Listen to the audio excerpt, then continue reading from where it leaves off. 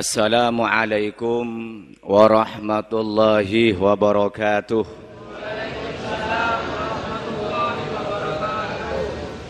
Bismillahirrahmanirrahim.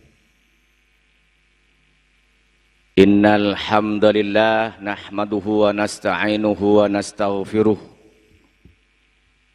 wa na'udzu billahi min syururi anfusina wa min sayyiati a'malina. May yahdihillahu fala mudilla lahu wa may yudlil fala hadiya lahu. Asyhadu an la ilaha illallah wahdahu la syarika lah wa asyhadu anna sayyidana Muhammadan abduhu wa rasuluh. Allahumma fasalli wa sallim wa barik ala sayyidina Muhammad wa ala alihi wa ashabihil mukramin, amma ba'd. Ma'asyal muslimin, para bapak, para ibu, para jamaah Masjid Raudhatul Musyawarah Kemayoran Surabaya dan segenap pemirsa TV 9 Nusantara rahimakumullah. Alhamdulillah, mari kita bersyukur kepada Allah, berkah rahmah dan inayah Allah subhanahu wa ta'ala. Kita diberikan kekuatan lahir dan batin, sehingga kita dengan rasa ikhlas karena Allah, dengan rasa iman kepada Allah, kita hadir ke masjid ini untuk amalan salihah, yaitu sholat maghrib berjamaah, berzikir, berdoa, dan kita sabar sejenak bersama-sama, mengaji bersama-sama. Mudah-mudahan kita semua amal kita diterima oleh Allah subhanahu wa ta'ala. Dosa-dosa yang pernah kita perbuat semoga diampuni oleh Allah. Semoga segala hajat kita dikabulkan oleh Allah. Kekurangan kita diberikan kecukupan oleh Allah. Permasalahan kita diberikan jalan keluar oleh Allah subhanahu wa ta'ala. Keluarga kita menjadi keluarga yang sakinah, mawaddah, warahmah, dianugerahi anak-anak yang salihin dan salihat, yang berbakti kepada kedua orang tua, berguna kepada agama, nusa dan bangsa, dan kita semua menjadi hamba Allah yang muttaqin, shaimin, qanitin, musallin, dan husnul khatimah. Amin ya rabbal alamin. Para bapak, para ibu, para jamaah rahimakumullah. Masyarakat itu baik jika ada saling peduli satu dengan yang lain. Karena namanya manusia, ada yang istiqomah berbuat baik, ada yang suka melanggar peraturan. Oleh Nabi digambarkan seperti orang yang naik perahu. Yang naik apa, Pak? Perahu. Ada bagian yang tinggal di atas, ada sebagian yang tinggal di bawah. Nah, di perahu yang 2 lantai itu ada yang di atas, ada yang di bawah. Yang di bawah ketika ingin mengambil air, maka dia harus naik ke atas dahulu, ngambil air, baru ke bawah. Tentu mengganggu orang-orang yang di atas. Akhirnya yang di bawah berpikir, wis, biar nggak usah ngerepotin orang-orang yang di atas, nggak usah naik turun, tak bolongin aja yang di bawah ini. Perahu tak bolongin saja, kan gampang nanti ngambil air dari laut. Nah, yang di bawah itu bolongin, niatnya baik, biar tidak mengganggu ke orang yang di atas dan nggak repot-repot harus naik ke atas. Tetapi walaupun itu niatnya baik, yang dikerjakan baik enggak, Pak? Baik apa buruk? buruk. Kalau kemudian dibolongin, lalu bocor, air masuk, tenggelam enggak? Tenggelam. Nah, fungsi orang yang di atas ini, kalau dibiarkan, wis gak apa-apa wis, saya di atas, itu yang dibolongin di bawah, enggak urusan dengan saya. Kalau kemudian bocor, tenggelam semua enggak Pak? Tenggelam. Tapi kalau yang di atas itu mengingatkan, Mas, jangan dibolongin itu di bawah. Nanti kalau dibolongin nanti bocor masuk air ini, tenggelam perahu, mati kita semua. Nah ini fungsinya amar ma'ruf nahi mungkar. Harus ada yang berfungsi untuk mengajak kebaikan dan melarang kemungkaran untuk keselamatan semua. Nah, di sini dalam kajian kita sampai pada beramar ma'ruf nahi mungkar. Amar ma'ruf itu memerintah dengan kebaikan, nahi mungkar melarang dari kemungkaran. Amar ma'ruf, amrun itu memerintah, ma'ruf itu kebajikan, Pak. Kebajikan ma'ruf itu tidak hanya hak, itu lebih dalam daripada hak. Kalau hak batil itu salah benar. Kalau ma'ruf itu kebaikan, kebijaksanaan, kearifan. Pernah saya kasih contoh begini. Kalau hak batil berpikir salah benar, sampean itu naik sepeda motor, Pak. Jurusan Surabaya Jombang. Di jalan raya Mojokerto umpamanya nggih, jenengan jalan pelan-pelan, sepeda motornya lari 50, 60 di sebelah kiri. Ternyata dari depan itu ada bis ngebut sumber bencana. Langsung nyalip kanan lurus dengan sepeda motor jenengan. Jenengan benar sebelah kiri pelan-pelan, bis itu yang salah ngambil jalan jenengan. Kalau sampean berpikir salah, benar, hak, batil, saya hak, benar, di sebelah kiri, bis ini yang salah, ngambil jalan saya, batil, saya nggak mau nyingkiri. Kira-kira gimana, Pak? Kira-kira gimana? Penyet. Itu berpikirnya hak, batil, saya hak, dia batil. Tapi kalau ma'ruf tidak begitu, Pak. Ya, saya benar di sebelah kiri. Bus itu salah ngambil jalan saya. Walaupun saya benar bus itu salah, demi supaya selamat, saya menghindar turun dari jalan. Itu ma'ruf, arif, bijak. Nah, dalam kehidupan masyarakat perlu yang arif seperti itu.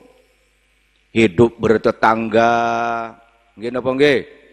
Dan cuma mukung awe dewe, ini rumah saya, tempat saya. Kenapa? Tidak begitu, memperhatikan tetangganya, mengganggu atau tidak. Ya, kadang-kadang di depan rumahnya dikasih sesuatu yang mengganggu yang lain. Tidak hanya berpikir hak batil, tapi ma'ruf itu baik. Dalam kehidupan rumah tangga juga demikian, suami istri. Dalam kehidupan berorganisasi, kita harus tahu ma'ruf ini tidak hanya hak batil. Dalam kehidupan berbangsa dan bernegara, ma'ruf ini perlu kita pegang. Tidak hanya hak batil, tapi ma'ruf itu bijak. Nah, nahi mungkar, mungkar itu yang ma'angkarahullah, yang diingkari oleh Allah Subhanahu wa ta'ala, yang itu bermaksiat dan berakibat fatal kepada yang lain. Itu mungkarat. Nah, kita sebagai umat Islam punya kewajiban untuk amar ma'ruf dan nahi mungkar. Di sini disebutkan dalam mukhtasar kitab Ihya Ulumuddin, Coba lihat dalam halaman 283. I'alam annahuma min usuliddin. Ketahuilah bahwa amar ma'ruf itu termasuk dasar agama. Fabihima yahsulul ghardu min bi'tsatil anbiya. Maka dengan amar ma'ruf ini akan tercapai tujuan diutusnya para nabi. Jadi nabi itu diutus untuk amar ma'ruf nahi mungkar, memerintah kepada kebaikan, mencegah daripada kemungkaran. Wa yadullu alaihi qauluhu ta'ala, ini difirmankan oleh Allah Subhanahu wa taala, a'udzu billahi minasyaitonir rajim. Bismillahirrahmanirrahim. Wal takum minkum ummatun yad'una ilal khairi wa ya'muruna bil ma'rufi wa yanhauna 'anil munkar. Wal takum minkum, dan jadilah di antara kamu sekalian ummatun, seorang umat. Ini minkum bisa minkum litab'id atau minkum lil bayan. Kalau litab'id itu artinya fardu kifayah, sebagian yang melaksanakan, yang lain gugur kewajibannya. Tapi kalau minkum lil bayan artinya semuanya kita punya kewajiban. Kewajiban apa? Yad'auna ilal khair, mengajak kebaikan. Mengajak menuju kebaikan. Wa ya'muruna bil ma'ruf, memerintah dengan ke ma'ruf. Wa yanhaunal munkar, dan mencegah daripada kemungkaran. Tugas kita semua amar ma'ruf nahi mungkar. Kalau secara profesional perlu ada tim khusus yang amar ma'ruf nahi mungkar. Ada sebagian kelompok organisasi yang senangnya amar ma'ruf toh. Kurang begitu nahi mungkar. Dia menyampaikan ya tausiah, ceramah, khurud fisabilillah, itu banyak kepada amar ma'rufnya. Bagus menyampaikan kepada orang di mana saja, kapan saja. Itu lebih banyak amar ma'rufnya. Kurang begitu nahi mungkar. Ada sebagian kelompok yang nahi mungkarnya lebih awal, amar ma'rufnya kebelakangan. Pokoknya ona yang agak mungkar-mungkar itu Allahu Akbar. Itu lebih banyak pada nahi mungkarnya daripada amar ma'rufnya. Ya boleh-boleh saja kalau prosedurnya itu benar. Ya, cuma harus seimbang antara amar ma'ruf dan nahi mungkar. Kemudian Allah berfirman, ud'u ila sabili rabbika bil hikmati wal mau'izatil hasanah wajadilhum billati hiya ahsan. Ud'u, mengajaklah kamu, ila sabili rabbika, ke jalan Tuhanmu. Kita ajak ke jalan Tuhanmu, bukan ajak ke organisasinya, bukan ajak ke kelompoknya, tapi sabili rabbik. Cara apa? Ada 3 pendekatan. Yang pertama bil hikmah. Hikmah itu banyak maknanya, tapi ini semua adalah dengan cara yang bijaksana. Cara yang bijaksana sesuai dengan kondisi. Yang kedua, wal mau'izatil hasanah, wejangan yang baik. Dengan ceramah, pengajian, termasuk melalui TV 9 ini, mau'izah hasanah, wejangan yang baik. Pokoknya jenengan kalau mau ngaji, setel aja TV 9. Mulai subuh sampai jam 12 malam ngaji terus. Gini wong tinggal milih apa habaib, apa kiai, apa ustad. Wejangan yang baik juga begitu. Jangan bisa hadir di masjid, di musholla, di majlis-majlis ta'lim. Ini bentuknya mau'izah hasanah, dan itu memang fungsinya. Pendekatannya dakwah kepada Allah dengan mau'izah hasanah. Yang ketiga, wajadilhum billati hiya ahsan, dan mujadalah, berdialog dengan cara yang baik. Kalau hikmah itu di kalangan orang intelektual, di kalangan orang-orang yang terpelajar, itu dakwah dengan hikmah. Ungkapannya sedikit tapi artinya banyak. Ya. Nah, kalau mau'izah hasanah itu lebih banyak kepada orang umum. Ceramah hampir 2 jam, kesimpulannya itu cuma 10 menit. Itu mau'izah hasanah. Nah, kepada orang yang masih ragu-ragu terhadap ajaran Islam, yang mungkin masih mempertanyakan kebenaran Ahlus Sunnah wal Jamaah, boleh dengan dialog, dengan debat, boleh. Tapi tidak tujuan untuk bangga-banggaan, menang-menangan, bukan untuk menjatuhkan orang lain, tapi wajadilhum billati hiya ahsan. Bermujadalah, berdialog, berdebat dengan cara yang baik, bukan untuk menjatuhkan itu, tapi karena untuk menunjukkan kebenaran yang diberikan oleh Allah dan Rasulullah sallallahu alaihi wasallam. An Amr bin Syu'aib an abihi an jaddihi radhiyallahu anhum qala Rasulullah sallallahu alaihi wasallam, man amara bi ma'rufin falyakun amruhu bi ma'ruf, rawahul Baihaqi. Kata Rasulullah, man amara bi ma'rufin, barang siapa yang memerintah dengan kebaikan, falyakun, maka hendaknya ada, amruhu, perintahnya itu bi ma'rufin, dengan cara yang baik juga. Kita ingin mengajak kebaikan harus dengan cara kebaikan, Bu. Kalau kita ingin mensucikan lantai ini, tentu kita sucikan, bersihkan dengan air yang suci. Nggih napa nggih? Jangan mensucikan lantai dengan air najis. Tambah najis. Kita ingin mengajak kebaikan, tentu dengan cara yang baik.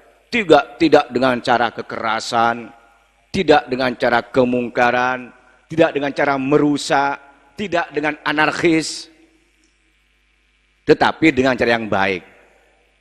Memang kadang-kadang ya kemungkaran itu tidak cukup hanya dengan lisan, harus dengan kekuasaan, harus dengan kekerasan kadang-kadang. Tetapi itu pun juga dalam rangka untuk ma'ruf, untuk kebaikan. Jadi kita ingin mengajak kebaikan dengan cara yang baik.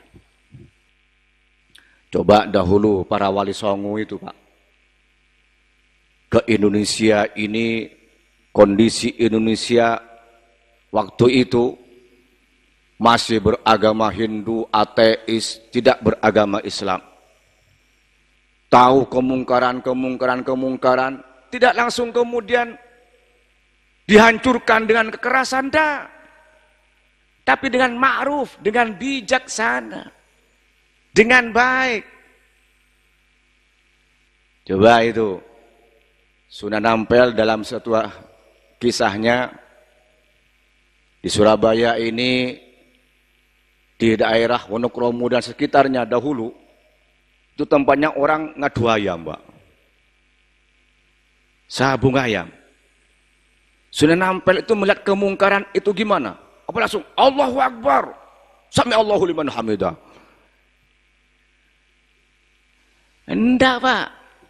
Sunan Ampel itu malah boleh itu gabung di situ, ikut ngadu ayam. Tapi ojo ditiru ngadu ayamnya ini loh ya. Ini metode dakwahnya Sunan Ampel dengan ma'ruf. Ternyata Sunan Ampel itu ngadu ayam menang terus, Pak. Akhirnya para bajingan-bajingan itu kaget, heran, kagum. Wah, Mbah, ini jenggotnya panjang pakai jubah, ngadu ayam kok menang terus ini. Apa rahasia nih, Mbah? Gampang, nanti datang ke tempat saya. Datang ke dalamnya Mbah Sunan Ampel di Ampel itu. Diuruk ya Mbah Sunan Ampel. Kalau ingin menang ngadu ayam itu jangan lupa sholat tahajud kalau malam. Jangan lupa berdoa dahulu. Ya sudah, secara singkat ternyata menang betul. Nah setelah menang pulang. Nah kalau sudah menang ngadu ayam, jangan diulangi lagi. Gak baik seperti itu orang ngadu ayam itu. Itu nyakiti hewan. Dan juga ngadunya pakai taruhan itu judi, haram. Berhenti dia. Dengan cara yang baik. Sama juga Rasulullah Pak. Ada anak-anak muda. Ya. Yang jarang ngaji dengan Rasulullah. Baru ngaji, tertarik dengan Rasulullah. Bukan anak-anak muda yang di Masjid Kemayoran, enggak. Dulu di zaman Nabi. Kata anak muda itu, Rasul, saya cinta jenengan Rasul. Saya cinta Islam Rasul. Tapi saya ini punya kebiasaan yang gak bisa ditinggalkan Rasul. Apa? Saya suka ngedring, boat, gelek, nyetun, sabu-sabu, teler, maksiat, buksiat, tesiat, mbahsiat. Apa Rasulullah? Apa kemudian langsung dimarahi? Oh tidak. Sini nak, sini nak. Kata Rasulullah, la ba'sah, enggak apa-apa. Pokoknya kamu itu jangan bohong. Nah, ini pendekatannya bin Ma'ruf itu. La ba'sah, enggak apa-apa nak. Pokoknya kamu itu jangan bohong. Gampang Rasul kalau cuma jangan bohong ini. Ini namanya itu fiqhud dakwah, fikih dakwah. Ternyata dengan pendekatan ma'ruf seperti ini, anak muda itu setelah keluar mau berbuat maksiat, ingat, ya Allah, saya ini kalau berbuat maksiat nanti ketemu Rasulullah ditanya, kalau bohong nggak boleh, kalau nggak bohong malu saya dengan Rasulullah. Akhirnya dengan dakwah Rasulullah bil ma'ruf itu, anak yang suka bermaksiat itu jadi orang yang bertaubat, yang baik, yang patuh kepada Allah. Ini dakwah. Jadi dakwah itu bukan untuk mencelakakan, untuk menghancurkan, tidak. Untuk kebaikan. Maka kata Rasulullah, man amara bi ma'rufin falyakun amruhu bima'ruf. Barang siapa yang memerintah dengan kebaikan, makanya perintahnya itu dengan cara yang baik.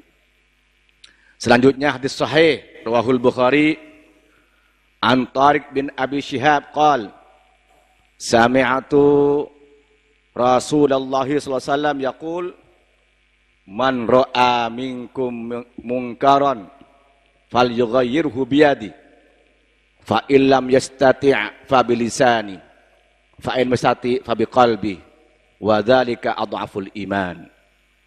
Man barang siapa ro'a yang melihat minkum di antara kamu sekalian mungkaron, kemungkaran, falyughayyirhu biyadi. Ini tahap pertama, rubahlah, bukan hancurkanlah, rubahlah. Mungkar itu dirubah, bukan dibinasakan, dirubah. Falyughayyirhu biyadi, rubahlah dengan tangannya. Para ulama makna itu adalah tangan itu adalah simbol kekuasaan, simbol kekuasaan, dan ini tugasnya para pemerintah yang punya SK, yang punya wewenang. Ya, oh di sini kok ada lokalisasi PSK, ya, lokalisasi WTS, kasih SK, tutup lokalisasi Jawa Timur. Alhamdulillah, berkah kerjasama antara pemerintah provinsi, pemerintah kabupaten kota se-Jawa Timur, juga MUI dan para ulama-ulama, para ormas-ormas, alhamdulillah di Jawa Timur sudah ditutup semua lokalisasi se-Jawa Timur, alhamdulillah. Itu diawali tahun 2011, saya ingat itu. MUI Jawa Timur mengadakan halaqah menata kota bersih asusila, mengundang para pengurus MUI se-Jawa Timur, kemudian mengundang bupati dan wali kota se-Jawa Timur, mengundang Bapak Gubernur Jawa Timur, DPRD, ormas-ormas, tanda tangan di situ semuanya. Sepakat untuk menutup lokalisasi se-Jawa Timur. Bertahap, Pak. Sampai MUI itu membuat ideal ikatan dai area lokalisasi. Dengan pendekatan ma'ruf, tidak mencela, tidak mencaci. Saya pribadi dengan teman-teman itu pernah Ramadan kita mengadakan pembinaan di Bangunsari.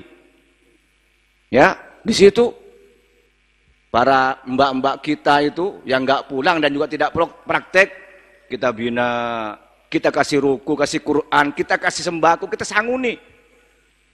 Alhamdulillah setelah ditanya, Mbak, siapa yang mau pulang, yang tidak mau balik lagi? Saya, Pak. Banyak yang kemudian pulang. Begitu juga ketika mau menutup lokalisasi Ma'had Al-Fudhali,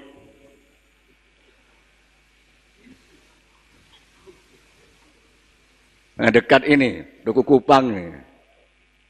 Ma'had Al-Fudhali lil Banat. Wah, itu kesru itu. Kita pendekatan. Alhamdulillah, kerjasama yang baik antara pemerintah, ulama, umara, ditutup Ma'had Al-Fudhali lil Banat itu. Itu biadih, harus ada tanda tangan dari kekuasaan. Nah, fa'ilam yastati, kalau nggak bisa dengan kekuasaan, fabilisani, maka itu dengan lisan. Ini tugasnya mubaligh, ustadz, kiai. Ini tugasnya, ya, akademisi menyampaikan dengan lisan, kewajiban kita itu. Nah, fa'ilam yastati, kalau itu tidak mampu dengan kekuasaan, nggak punya lisan juga nggak mampu, fabi qalbih, maka itu dengan apa? Hati. Nggak rela dengan kemungkaran itu, Pak. Bukan malah dukung. Jenengan kalau ada kemungkaran, mau ngomong gak mampu, takut. Mau kekuasaan, tidak punya kekuasaan. Minimal itu dengan hati. Man angkaroh biqalbihi faqad bari'a. Orang yang mengingkari itu dengan hatinya sudah lepas dari tanggung jawab dosa itu. Tetapi kalau kemudian waman rodiya wa taba'a, orang itu yang rela kemungkaran malah ikut-ikutan mendukung, wah itu nyemplung duluan nanti itu. Ya, makanya ini penting amar ma'ruf nahi mungkar ini dalam kehidupan sekarang. Bukan berarti usil kepada yang lain, Pak. Wes, urusan agama jok melok-melok. Bukan urusan kamu, urusan saya. Enggak. Kami ini mengingatkan, bukan usil, bukan mengganggu, tapi kasihan kepada jenengan itu. Dan ingat, kalau ada kemungkaran, ada maksiat, durhaka, enggak diingkari, nanti kalau turun azab dari Allah, tidak hanya menimpa kepada orang yang durhaka saja, Pak. Tidak hanya menimpa kepada orang yang berdosa saja. Yang tidak berdosa, yang tidak ikut berbuat maksiat, kalau membiarkan kemaksiatan itu, nanti juga akan diadab oleh Allah Subhanahu wa ta'ala. Wattaqu fitnatan la tusibannal ladzina zalamu minkum khassa. Takutlah kamu kepada satu fitnah, satu cobaan, satu azab yang tidak hanya menimpa kepada orang yang zalim itu saja. Jadi kalau jenengan itu mengingatkan tetangganya, bukan usir tetangga itu, Pak, kasihan. Ya tadi itu di perahu di bawah ada yang bolongin, wis carno ae wis, dewe-dewe, luluh gua-gua, ya BTB ebong, nah kalau itu dibiarkan tenggelam semuanya, nggih napa nggih? Maka amar ma'ruf nahi mungkar itu bukan usil tapi untuk menyelamatkan semuanya.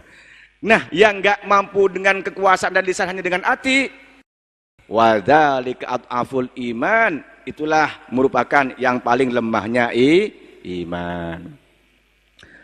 Fal mungkiruna salah satu aksam. Orang yang mengingkari itu ada 3 bagian. Qismun yakunu ingkaruhum bil yad. Ini penjelasan dari hadis yang tadi. Sebagian mengingkari dengan kekuasaannya, dengan tangannya, wahum al-a'imah wassalatin. Itu para pemimpin dan para sultan, para penguasa. Wal qismus tsani ingkaruhum bil lisan dunal yad. Yang kedua mengingkari kemungkaran dengan lisan, tidak dengan kekuasaan. Wahum al-ulama. Itu para ulama. Wal qismus tsalis ingkaruhum bil qalbi, mengingkari itu dengan hati. Wahum al-amah, orang secara umum. Ini ada pembagian tugas, Pak. Ya, pembagian tugas masing-masing. Innallaha yaz'u bis sultan ma la yanza'u bil Qur'an. Allah itu akan menghilangkan kemungkaran itu dengan kekuasaan yang mungkin tidak bisa dihilangkan dengan Al-Qur'an. Artinya begini. Sekarang, Mbak, di sini sedang ada maksiat, sedang ada perjudian. Lalu sampean baca Al-Qur'an. Ya, innallaha wa malaikatu yusholluna 'alan nabi. Ya tetap saja jalan, Pak. Tapi kalau ada Satpol PP yang datang, berhenti enggak, Pak? Berhenti enggak? Nah, itu bukan Al-Qur'annya tidak mandi enggak, tapi untuk orang itu enggak cukup dengan Quran, Pak. Enggak cukup dengan apa? Al-Qur'an. Maka perlu kekuasaan itu. Kekuasaan perlu itu. Ya. Maka umat Islam, Pak, perlu ada yang berkiprah di bidang politik, perlu untuk menjadi gubernur, menjadi presiden, menjadi menteri. Biar gubernur itu gubernur yang muslim, bukan gubernur non muslim. Nggih napa nggih? Perlu. Nanti presiden, gubernur, wali kota, bupati, pejabat-pejabat muslim yang staf sidik, tabligh, amanah, fatana. Dan masih banyak umat Islam itu yang amanah itu masih banyak, Pak. Jangan memilih pemimpin yang non muslim. Gini apa nggih? Nah, tapi yang kemudian terjun di politik benar-benar untuk memperjuangkan Islam, bukan untuk memanfaatkan agama untuk kepentingan dirinya. Nah, ini yang kadang-kadang sebagian masyarakat itu kemudian apatis terhadap politik. Karena perilaku sebagian kecil dari politisi, kalau masih ingin dapat kursi, rajin baca ayat kursi. Gini bang, setelah dapat kursi, lupa ayatnya. Kan di kursi ini tok. Nah, akhirnya masyarakat apatis, milih itu. Akhirnya jadi barter. Kamu minta dipilih, wani piro. Gini bang, ini akhirnya kemudian moh dengan politik, moh dengan ini. Kenapa? Karena ulah sebagian kecil dari politisi. Tapi perlu ada yang terjun di politik, Pak. Tidak harus semuanya. Perlu ada yang terjun di politik biar nanti pemimpinnya pemimpin yang muslim, yang adil, yang takwa kepada Allah Subhanahu wa taala. Karena perlu seperti itu. Di samping juga perlu ada kiai-kiai dan ulama-ulama.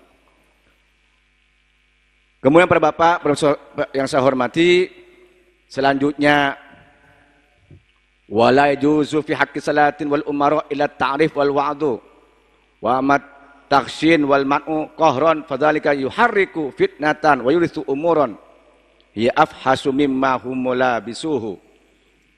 Tidak boleh yang itu haknya para pemimpin dan umara itu kecuali mengingatkan. Tidak boleh dengan cara kekerasan, dengan paksaan.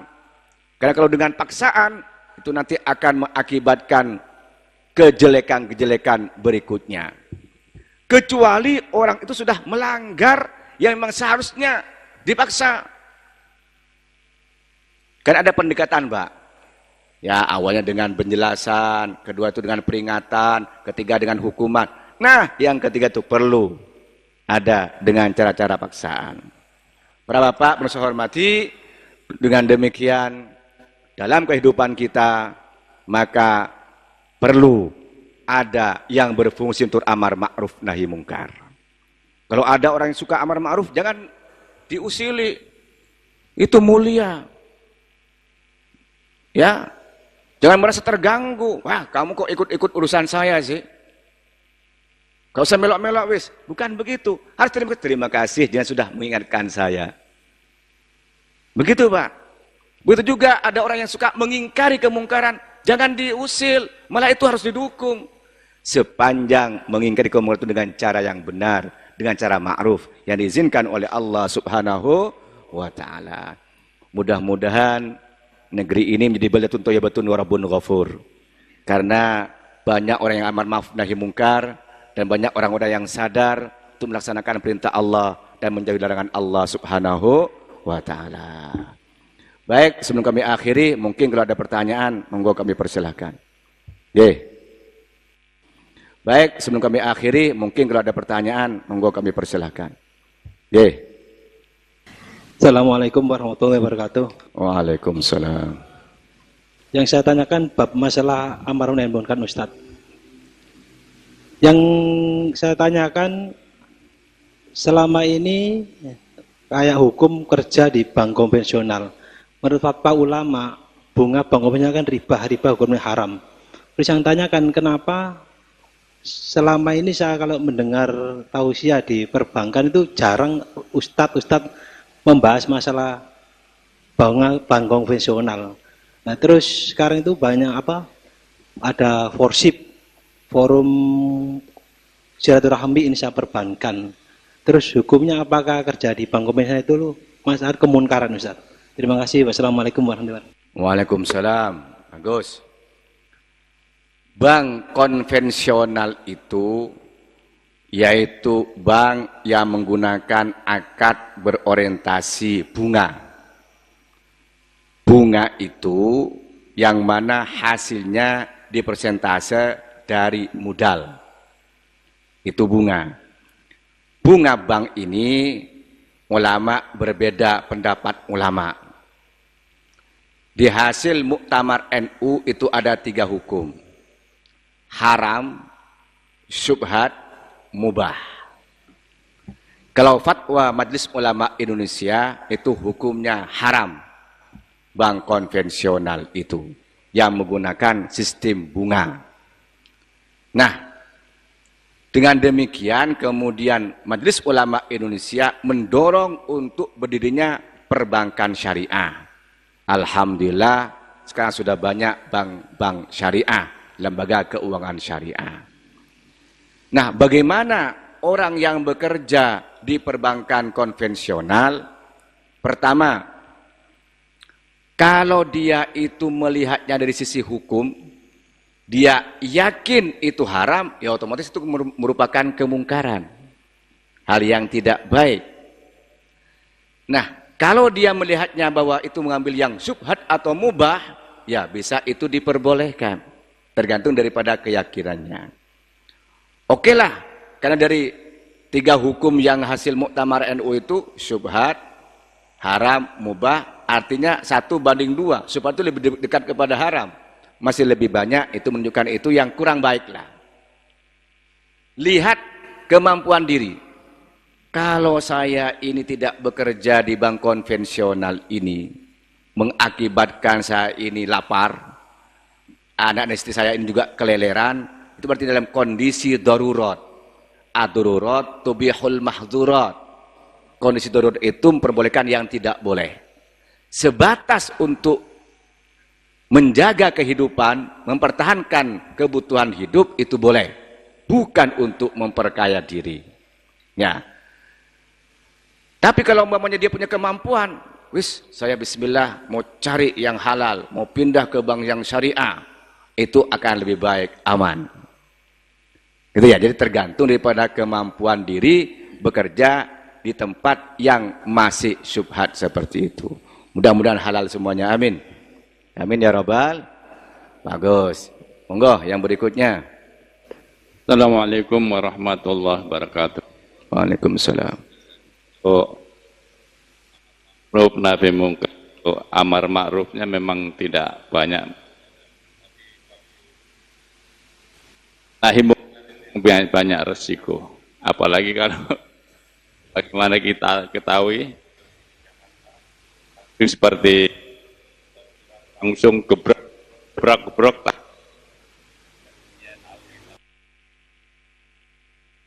itu apa dibenarkan kalau tadi saya Ustadz tidak dibenarkan itu seperti turun tangan sebenarnya hak pemerintah. Ya. Jadi gini, amar ma'ruf itu memang sedikit resikonya. Kita ngajak, ayo kita sholat, nggak mau ya sudah. Tapi kalau nahi mungkar, melarang kemungkaran, orang sedang teler, disuruh berhenti, wah diamuk sampean itu. Ya, nahi mungkar itu memang risiko. Nah, karena risiko ini maka tentu lebih banyak pahalanya. Cuma ada pendekatan, tahapan. Ada mungkin salah satu organisasi yang memang orientasinya lebih banyak nahi mungkarnya. Yang saya tahu itu sudah melalui tahapan. Pertama, melaporkan dahulu ke pihak yang berwajib bahwa di situ tuh ada kemungkaran.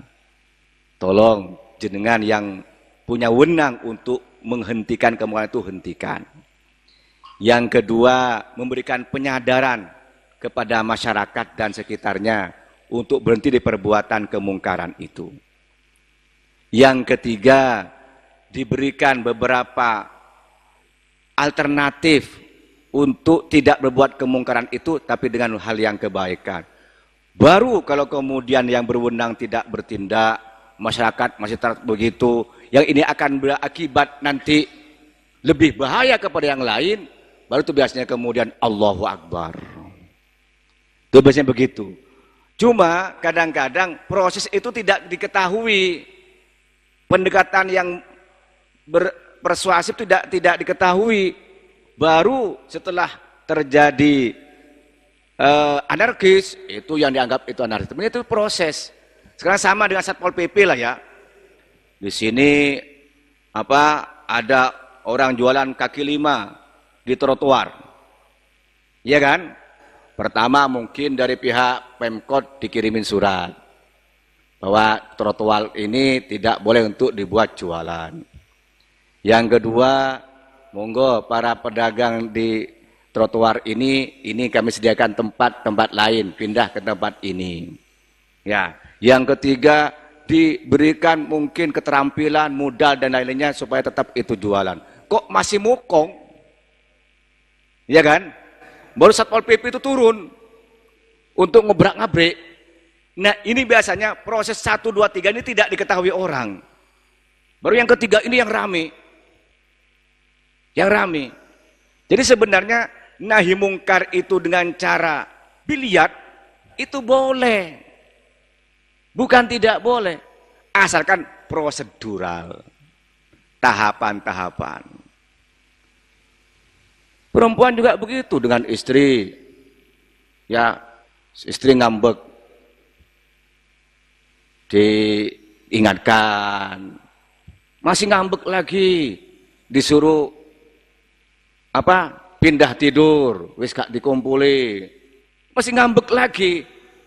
Dalam Islam boleh. Ya. Biliat dengan tangan asal tidak sampai melukai istrinya itu. Itu bukan berarti ham, bukan. Itu dalam rangka untuk menyelamatkan yang lain. Bukan untuk tujuannya dia benci kepada 1, 2 orang itu, tidak. Tapi untuk menyelamatkan yang lain. Seperti yang katakan tadi itu di awal, perahu itu, ada yang bocorin di bawah. Wis, wis. Cuma bocor di bawah aja. Kalau dibiarkan, nanti tenggelam semuanya. Negeri ini, kalau nggak ada yang amar ma'ruf nahi mungkar akan tenggelam semuanya. Dan bangsa Yahudi dahulu itu kemudian hancur karena banyak orang itu la yatahauna 'anil munkar, tidak mau untuk mengingkari kemungkaran. Ini sekarang dikembangkan oleh ham. Setiap ada orang yang mengingkari ham. Ya. Sampai orang tua mendidik anaknya ham, dilaporkan ke polisi. Guru mendidik muridnya dilaporkan ke polisi, HAM. Suami mendidik istrinya, HAM. Hamburger.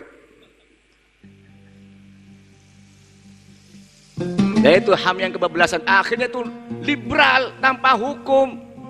Itu yang tidak dibenarkan. Maka amar ma'ruf nahi mungkar itu perlu untuk menegakkan kebaikan dan supaya selamat semuanya, tidak tenggelam dalam kemungkaran, dan kita selamat dari azab Allah Subhanahu wa ta'ala. Allahumma anfa'na bima 'allamtana wa 'allimna ma yanfa'una warzuqna 'ilman yanfa'una wa zidna 'ilman walhamdulillah kulli hal. Allahumma la tadbina hadza dhanban illa ghafarta wa la hamman illa farajta wa la daynan illa qadaita wa la saqaman illa syafaita wa la masan la yasarta wa la hajata fid dunya wal akhirah innaka ala kulli syai'in qadir. Rabbana atina fid dunya hasanah wa fil akhirati hasanah wa qina adzabannar walhamdulillah min barakatil Fatihah.